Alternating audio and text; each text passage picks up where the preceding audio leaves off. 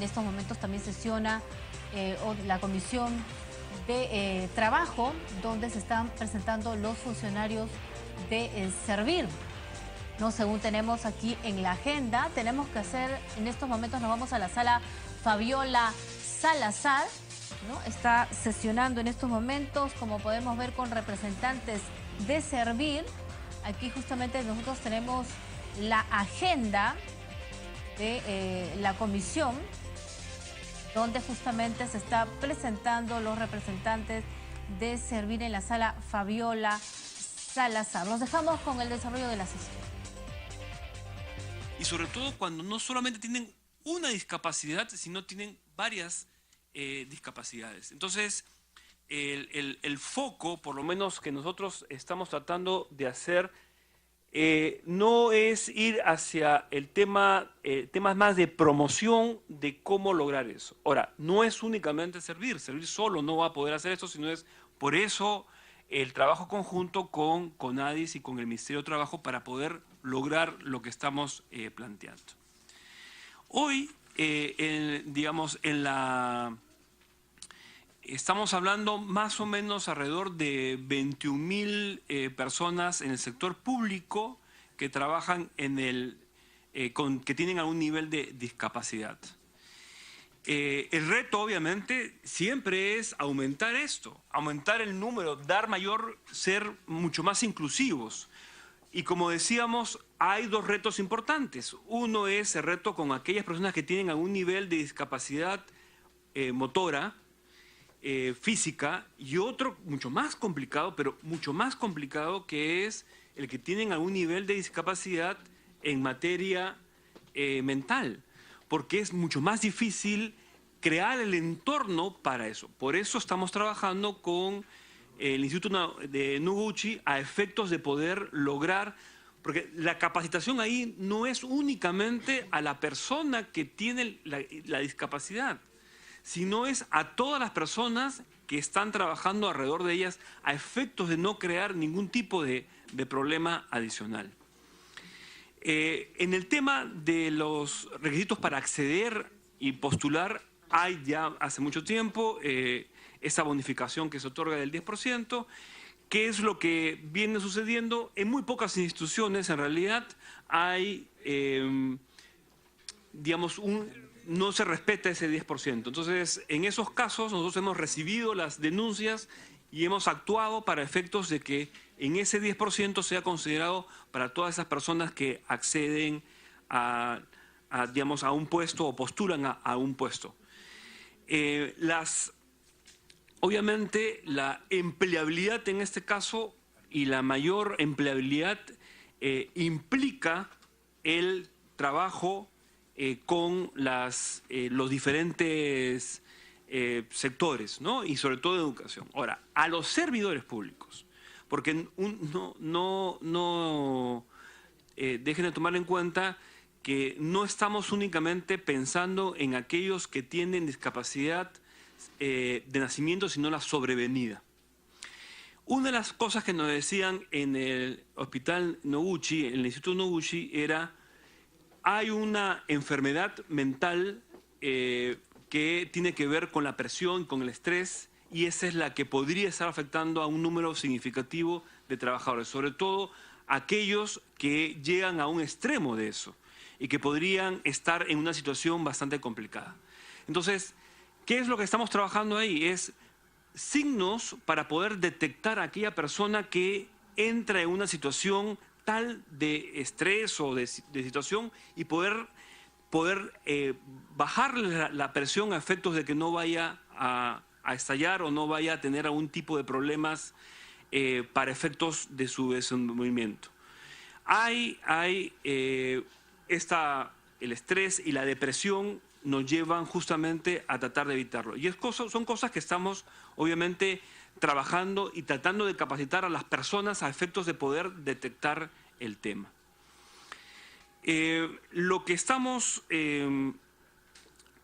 haciendo, y es que no es únicamente Servir el único actor en este tema, es trabajando cada vez más con CONADIS. Porque finalmente ellos son los rectores en ese tema, ellos y el MIMP, ¿no? Sí es un reto sumamente complicado el de las zonas rurales, porque no solo es un tema de atención en la zona, porque eso lo ve poblaciones vulnerables, sino es cómo pueden acceder a un empleo y dificultades para poder acceder a un empleo público. Porque en esos casos, digamos, la posibilidad de acceder a un empleo privado es mucho más fácil. Por eso, digamos, ahí tiene que haber una repartición y una coordinación estrecha con el Ministerio de Trabajo y con el MIMP para efectos, y con CONADIS, obviamente, para efectos de lograr llegar a eso. Ahora, sí es cierto, tenemos problemas de información suficiente. Información suficiente porque, si bien es cierto, hay un avance importante,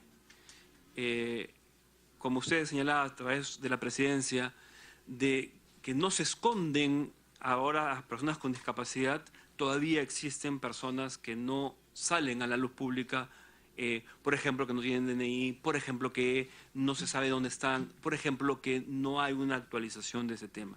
Obviamente, esperamos, digamos, que la información que nos está dando el censo, aunque pueda no ser, digamos, el 100%, pueda servirnos justamente para hacer acciones concretas en determinados sitios y obviamente trabajar mucho más con los alcaldes. Hemos planteado hacer una evaluación de todos los OMAPEP. O sea, saber exactamente en qué están haciendo y si hay buenas prácticas realizadas en estos casos. Y qué efectivamente han realizado, no únicamente el que hayan recibido la persona, sino qué acciones han tomado. Entonces, esa información es la que estamos tratando de levantar para efectos de poder tomar algunas acciones con respecto y trabajar con las municipalidades, porque finalmente son las municipalidades los que están mucho más cerca a la población. Si esto tiene un presupuesto especial, digamos, el presupuesto especial de CONADIS, y es el presupuesto que Servir dentro de todas sus actividades realiza. No tenemos y no queremos, en realidad, plantear un presupuesto para una unidad dentro de Servir para estos fines. Creemos que no debe ser así, sino que es un tema transversal donde todos tienen que estar conscientes de que la discapacidad o el menor acceso de las personas con discapacidad al empleo es una situación que tenemos que contemplar todos, no únicamente una unidad. Por eso, digamos, no hay un presupuesto, es parte del presupuesto global.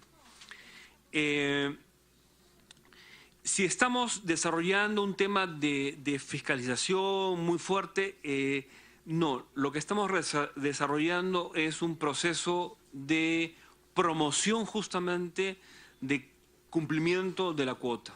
Sabemos perfectamente que si esto significa la fiscalización, no viene con una cosa anterior que es la promoción y de crear las condiciones, los ajustes razonables, crear el tema vinculado a la formación de las personas para efectos de aceptar de una manera adecuada a las personas con discapacidad.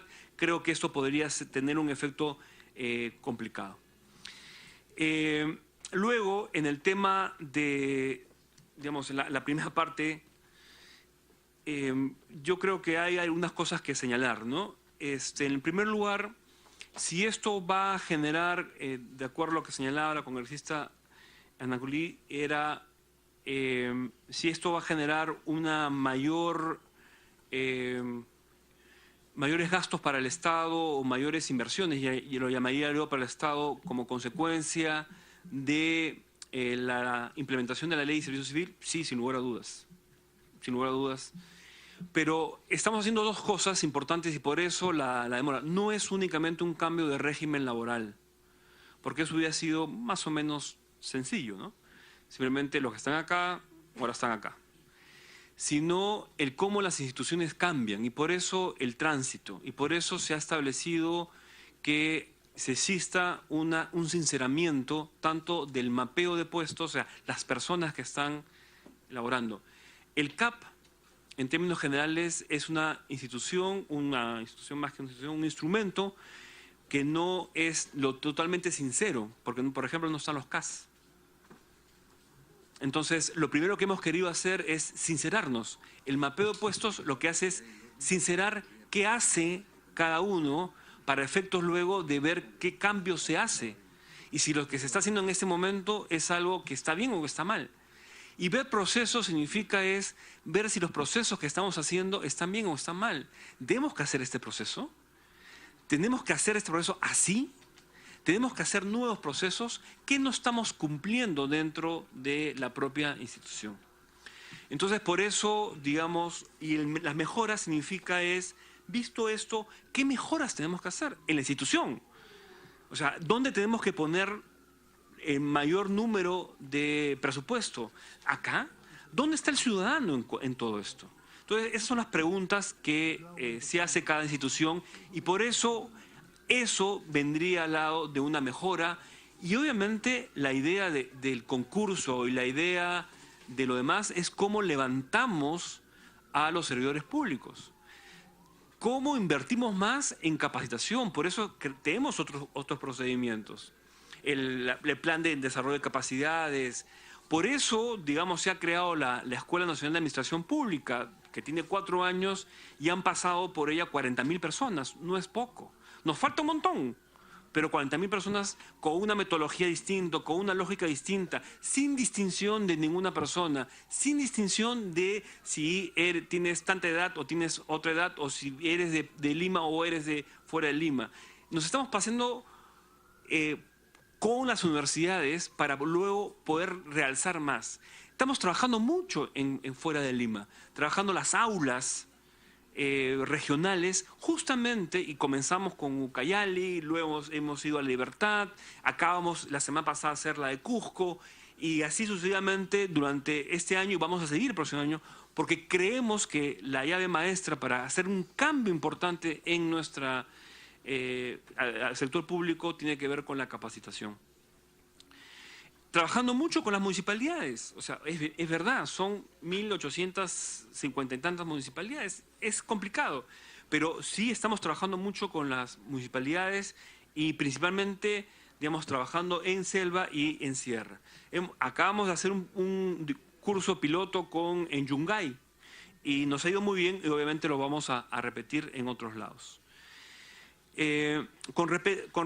Respecto a los requisitos inalcanzables, estamos de acuerdo y a veces se colocan requisitos únicamente porque eso ya está con nombre propio. Estamos contra eso y estamos peleando contra eso. De tal manera lo que hemos hecho es un documento que le llamamos Manual de Perfiles Tipo, que es el nivel que se necesita, el nivel mínimo que se necesita para ese puesto.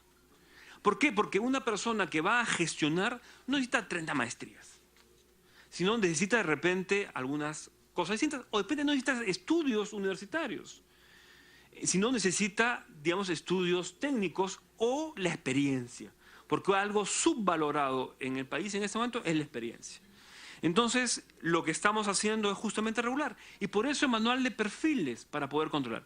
Tenemos, y nos llegan muchas reclamos, quejas con respecto a eso, y justamente lo que estamos haciendo es aquellos en los cuales nosotros vemos que no está bien o que no se adecúa a lo que hemos planteado como puesto tipo, digamos, le decimos tienes que cambiarlo.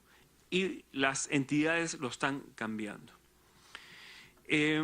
Con respecto a lo que señalaba la congresista Aramayo, digamos, puedo hablar de servir, digamos, si es que algunas reglas, por lo menos desde lo que corresponde a nosotros, no hemos reglamentado. Digamos, en principio, nosotros lo que hacemos es reglamentamos mediante directivas y tiene un propósito, digamos, hacer esas directivas y es hacer mucho más fácil a los principalmente operadores de las oficinas de recursos humanos para poder implementar cada cosa que hacemos. Entonces, si bien, digamos, en términos generales existe una serie de leyes que no han sido debidamente reglamentadas, digamos, creemos nosotros, y en este caso concreto de la comisión, lo que estamos tratando es hacer una modificación a la reglamentación para efectos de poder aplicarla mejor, porque lo que estamos teniendo son ciertos tipos de problemas para poder aplicarla. Entonces, De alguna manera, digamos, sí creemos nosotros que en este caso concreto, lo que nosotros queremos hacer para los próximos años es trabajar mucho más todo lo que tenga que ver con capacitación del entorno y capacitación de las personas en el sector público que tengan discapacidad. Y obviamente abrir las posibilidades a que los propios personas con algún nivel de discapacidad puedan presentarse a los concursos, utilizar la bonificación que tienen y obviamente ganarla. Porque además hay un tema también importante y es que hay muchas personas con cierto nivel de discapacidad dentro del sector público que no quieren registrarse en los registros porque dicen que ¿por qué voy a registrarme? O que realizan su labor sin mayor tipo de problema. Sí nos tenemos que enfocar en aquellas enfermedades mentales básicamente para poder acceder y obviamente crear los ajustes razonables para que toda persona pueda acceder de una manera digna a un empleo en el sector público y obviamente coordinar con el CONADIS y con el Ministerio de Trabajo y el MIMP para estos efectos. Muchas gracias, señor doctor Cortés. Sin duda, seguramente desde el seno de nuestra comisión siempre lo que vamos a recomendar es que en lo posible sean más humanos con la gente con discapacidad. Sí, congresista Yica. Gracias, señor presidente. Bueno, inicialmente en mi exposición indiqué que el señor Cortés tenía ya cerca de 6 años dentro del puesto. Pero sin embargo seguimos hablando del cómo de aquí a unos años y bueno, y esto continúa con los mismos problemas, ¿no? Asimismo, señor presidente, los que al menos conformamos dentro de este tipo de comisión, siempre tratamos de ver cómo nos expresamos y cómo evitamos, la discriminación dentro de las palabras a las personas con discapacidad. Y es bueno tenerlo en cuenta y es bueno que también lo tenga en cuenta el director, ¿no? Presidente del directorio. Asimismo, en la parte rural, si bien es cierto, hay gente que no se empadrona, no es porque tiene vergüenza, de salir a las calles, sino hay un tema que habló la colega, Gladys, es el tema de repente de las veredas, de las pistas, y algo muy fundamental, ¿no? O sea, gente que no tiene una silla de ruedas para poder salir. Y lo hemos visto, en los recorridos de cada uno de los congresistas en cada una de sus regiones. O sea, pienso de que es parte de presencia, del Estado. Es bueno, señor director, que tome en cuenta este tipo de anotaciones porque las personas con discapacidad están siendo discriminadas. O sea, el hecho de que no tengan educación, porque la exposición está basada en el trabajo para usted a través de la presidencia, es de que si no tiene educación definitivamente no puede llegar a ocupar un puesto, laboral en las entidades públicas o privadas, ¿no? Pero sin embargo no le he escuchado ver dentro de esa exposición al tema de las habilidades, que es lo primero que se debe tener en cuenta, dentro de las personas con discapacidad. Educación nunca van a lograr algunos, amigos de personas con discapacidad. Hay gente que solamente cubre la primaria y ya no puede continuar la secundaria. Y son pocos los profesionales, que tienen en estos momentos a nivel nacional. Entonces, lo que tienen que tener en cuenta dentro del aspecto para poder darle un puesto laboral es las habilidades, que es muy importante. Tenemos, sin ofender a nadie, tenemos bastantes funcionarios que no tienen ni primaria, pero sin embargo están ganando más de 30.000 soles. Gracias, señor presidente. ¿Alguna réplica? No, de repente había una confusión, ¿no? Cuando hablamos de capacitación no es únicamente capacitación en grados académicos, es también las habilidades, también se capacita para eso. Entonces no nos estamos refiriendo únicamente a ese tipo de capacitación. La lógica, digamos, por lo menos que utilizamos nosotros es que la capacitación cubre lo que son habilidades, competencias y también conocimientos. Era simplemente una reflexión al respecto. La bienvenida al congresista Segura, suma a la sesión, por lo cual también está pidiendo el uso de la palabra. Congresista Segura. Gracias, señor congresista, presidente de la comisión. Gracias. Saludar a los congresistas, saludar al señor director de Servir. Nosotros en mi despacho le hemos enviado una serie de documentos respecto a los profesionales que se han asignado al gobierno regional de Ica. Y es más, de cierta manera nos está dando la razón a estos reclamos que venimos solicitando, puesto que se ha repuesto a la gente que ha sido sancionada o despedida sobre todo del área de salud, que es tan importante en la región y está muy olvidada. Pero puntualmente, nosotros tuvimos un director regional de salud de apellido Numbreras, a quien, por el contrario, hubo una serie de discriminación y problemas en el tema de salud en mi región.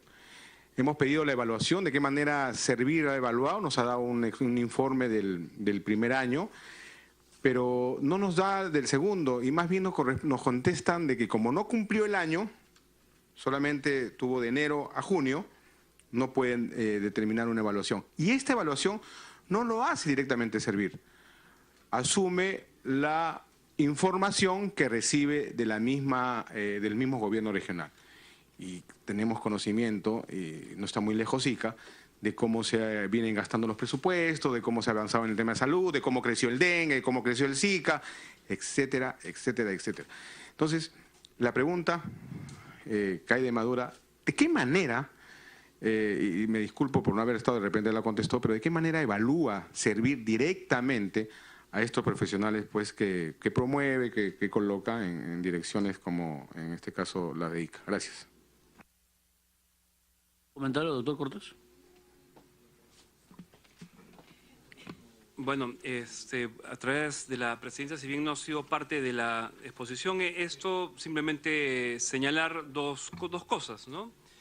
La primera es que el Tribunal del Servicio Civil, entidad autónoma, que es parte de Servir, pero digamos sus vocales actúan autónomamente, digamos de los casos que han venido de Ica, hay algunos que han sido declarados infundados y otros que han sido declarados fundados, o sea, dependiendo de la propia circunstancia.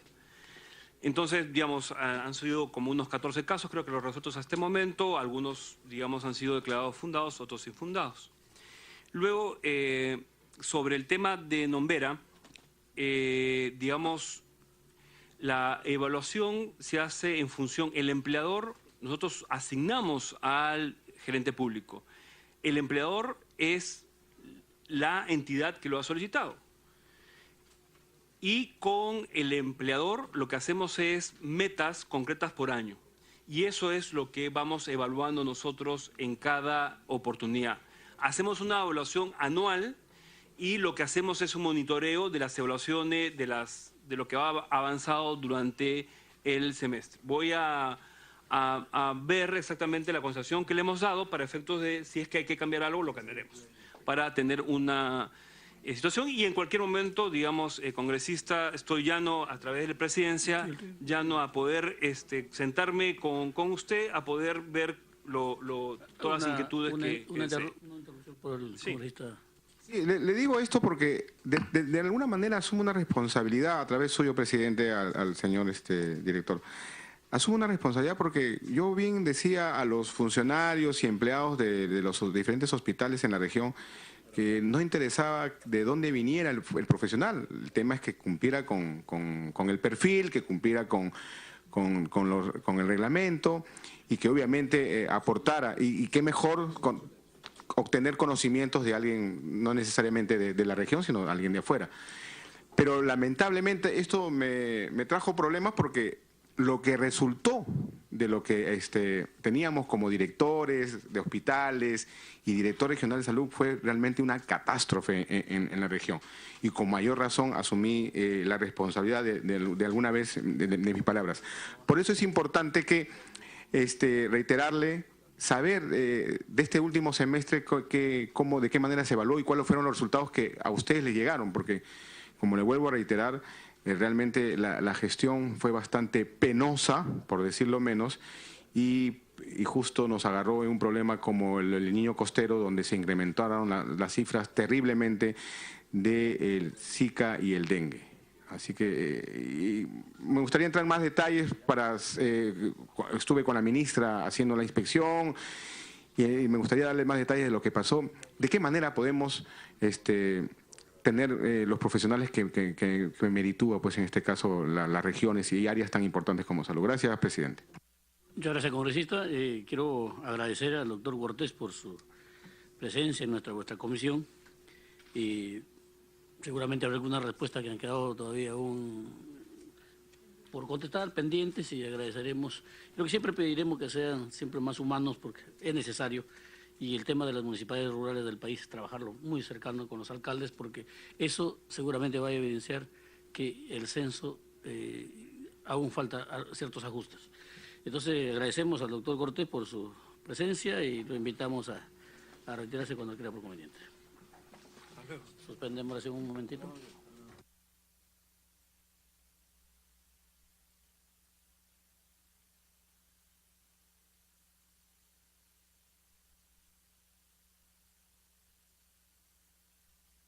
Bien, en estos momentos se retira el doctor Juan Carlos Cortés Carcelén, presidente ejecutivo de la Autoridad Nacional del Servicio Civil, Servir, que se presentó ante la Comisión de Inclusión Social y Personas con Discapacidad que preside el congresista, en estos momentos el congresista Yica.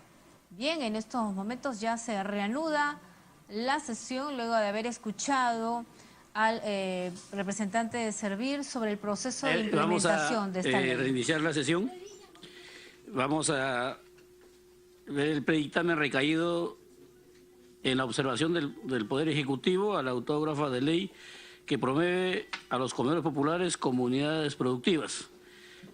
Vamos a dar pase al secretario técnico para que dé unas precisiones y luego daremos el uso de la palabra a la congresista Aramayo, que es autora del presente proyecto. Señor secretario técnico. Buenos días, señores congresistas. Brevemente, se ha remitido el predictamen como documento de trabajo en la calidad de allanamiento, porque la autógrafa fue observada por el presidente de la República. Principalmente su preocupación de ellos era que desnaturalizaría las actividades que se desarrollan en un comedor popular. Se ha elaborado un nuevo texto con importantes modificaciones, las mismas que se han coordinado con los asesores del despacho de la congresista Aramayo, y principalmente se ha considerado para evitar que el contenido excedan las competencias propias del Congreso y afecten también la que corresponde al Poder Ejecutivo, afectando el principio de separación de poderes y además los principios de focalización. Se decidió anular el artículo 8, 9 y 11. Y de otro lado, también para evitar conflictos de intereses que podrían surgir dentro del comedor, también se ha adicionado una parte muy importante que dice lo siguiente. En el artículo 7, aclarando que el trabajo productivo está referido a la generación de bienes y servicios que se desarrollan de manera independiente, ¿no? Entonces, aclarando, para que no haya un conflicto de intereses. Entonces, esos son los más importantes. Entonces, como se ha modificado a unas partes importantes, entonces, como consecuencia de ello, ha habido necesidad de hacer también una breve modificación en el título, ¿no? ¿Por qué? Para que tenga una concordancia y una estructura lógica entre lo que dice el título y lo que dice el contenido. De esta manera se ha salvado todas las observaciones del Poder Ejecutivo, teniendo en cuenta que de acuerdo al acuerdo aprobado del 21 de octubre del 2003 por el Consejo,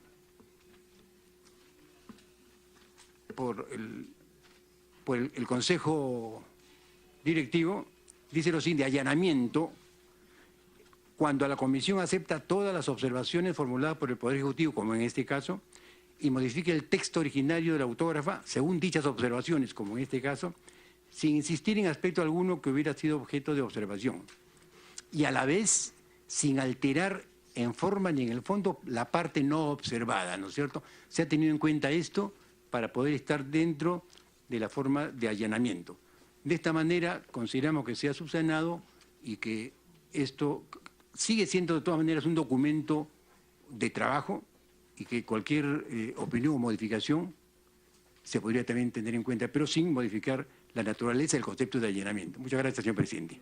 Muchas gracias, señor secretario técnico. Doy uso a la palabra a la congresista Aramayo, como autora del proyecto, para que nos dé sus comentarios. Muchas gracias, señor presidente. Agradecer la exposición del secretario técnico. Colegas, muchos de ustedes, la legislatura pasada, colaboraron en que este proyecto salga a la luz. En realidad yo discrepo con el secretario técnico, como ya es parte de esta comisión también, porque yo creo que no hay observaciones sustantivas. Por citarles un ejemplo, en el título 1 dice, ley que promueve, ¿cuál era el título original? ¿Ya? Dice, ley que promueve a los comedores populares, comunidades productivas. El gran cambio que hay ahora en el título es, ley que promueve a los comedores populares, comunidades de emprendimiento para la producción. Ese es el gran cambio. En el artículo 2 poníamos nosotros, la presente ley tiene como finalidad promover a los comedores populares, pero acá le están añadiendo en la observación, ¿qué comedores populares? Se trata de los reconocidos por el gobierno local en el marco de la gestión del programa de complementación alimentaria. Le están haciendo una precisión en el artículo 2. En el artículo 1. En el artículo 2 lo dejan tal como está, en el artículo 3 gran parte lo dejan como está y sí le añaden 4 definiciones. ¿Qué entienden por capacitación, por convenios, por promoción del trabajo y la constancia de oficio? Que se hablaba de estos temas en los artículos anteriores. El artículo 4 lo dejan tal cual, el artículo 5 lo dejan tal cual. En vez de poner en el artículo 6 capacitación y convenios, ponen capacitación y asistencia técnica. La asistencia técnica se da a través de los convenios. Y hacen un par de precisiones a la altura del párrafo 1 que dice a favor de unidades productivas de comedores populares, así como la población de la zona donde se ubica. Ellos, ¿qué diferencian en ese párrafo? El desarrollo y fortalecimiento de capacidades se desarrolla a través de capacitaciones y talleres según las especialidades productivas propias de cada región que están manteniendo el original, y la diferencia es que los beneficiarios de los comedores populares y las personas que se encuentran en un estado de vulnerabilidad de las zonas donde se ubican estos. En realidad yo creo, colegas, de que hay observaciones mínimas. El anterior texto que nosotros aprobamos tenía 12 artículos. Este nuevo proyecto, con las observaciones del Ejecutivo, se va a quedar con 9 artículos. Se están retirando algunos artículos que ciertamente son ociosos, que se habían referido en párrafos segundos de algunos otros. Yo creo que en espíritu la norma se está manteniendo.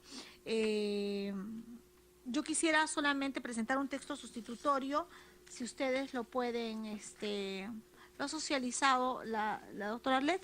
Acá me quiero detener solamente en el artículo 6. Solamente hay una diferencia acá en el artículo 6, si lo pueden ver, colegas. Capacitación y asistencia técnica. Dice, les voy a leer el artículo completo. Los gobiernos locales suscriben convenios de cooperación a favor de los comedores populares ubicados en su jurisdicción con el objeto de que reciban asistencia técnica. La asistencia está preferentemente orientada a la incorporación de criterios para la gestión y sostenibilidad de los comedores populares, así como la capacitación para el empleo y el emprendimiento de los asociados y los beneficiarios. ¿Qué le he aumentado yo aquí? Que dice, de acuerdo a las líneas de interés de sus integrantes. Porque si no le ponemos esa línea, las van a capacitar solamente en la gestión de comedores populares y desnaturalizan el proyecto. Recuerdan que cuando hicimos la exposición ante esta comisión, dijimos que no solamente era procesamiento de alimentos, manipulación de alimentos, era talleres que se tenían que llevar adelante. Si yo no consigno esta línea, va a ser para que sigan las señoras en torno a los comedores y ellas tienen que trascender. Son señoras que han estado 20, 30 años, 15 años en torno a los comedores y es la única que he variado. Después, el tema de fortalecimiento de los comedores, que dice los gobiernos regionales y locales, así como el Ministerio de Inclusión Social, cualquier otra entidad, ¿lo quieren retirar? no vamos a hacer cuestión de Estado, porque el Ejecutivo ha estado teniendo este mecanismo con los proyectos, sobre todo los proyectos de Fuerza Popular, colegas, los han estado observando de muy mala forma. Este proyecto ya debería haber sido implementado por el Ministerio de Inclusión y los gobiernos locales. Nos genera esto un retraso de 4 o 5 meses cada observación. Entonces, a mí me parece que tenemos que insistir en esa línea que define, y después yo me allano absolutamente en todo, porque creo que son observaciones que no desnaturalizan, el espíritu de la norma que se trabajó y que se sufrió tanto la legislatura pasada. Es todo en cuanto tengo que decir, señor presidente, esperando contar con su apoyo, colegas. Sí, a ver, ¿algún comentario rapidito? Sí, chiquito, nada más para reforzar lo que dijo la congresista, ¿no? Que esos talleres no sean solamente referente a lo que en sí está creado el comedor popular, porque si le vamos a llevar otro tipo de talleres que ellas lo van a solicitar, esto significa de que ellas se puedan dedicar después a algunas otras actividades económicas y van a poder llevar un ingreso a su hogar. ¿Y por qué no pensar que aquellas que están dentro de estos comedores les van a ir dejando la posta a las otras señoras que ven que a lo largo de tantos años esa dedicación desinteresada que hicieron, pues ahora se está viendo de una forma para poder cambiar el estilo de vida económicamente también, para que ellas puedan desempeñarse, sobre todo en un apoyo para sus hogares? Eso era todo, presidente. Muchas gracias, presidenta. No sé si ya podemos ir al voto con las modificaciones planteadas y con cargo a redacción. ¿Nos vamos al voto? ¿Sí? ¿Haga el voto? Levanten la mano los que estamos de acuerdo. ¿Sí? Unanimidad. No es de la comisión. Ajá. Ya, unanimidad. Por unanimidad. Bien. Siendo las 11:45, se da por... No, pero... Sí. Se consulta. Se consulta la dispensa de lectura del acta para su aprobación. Al voto. Al voto.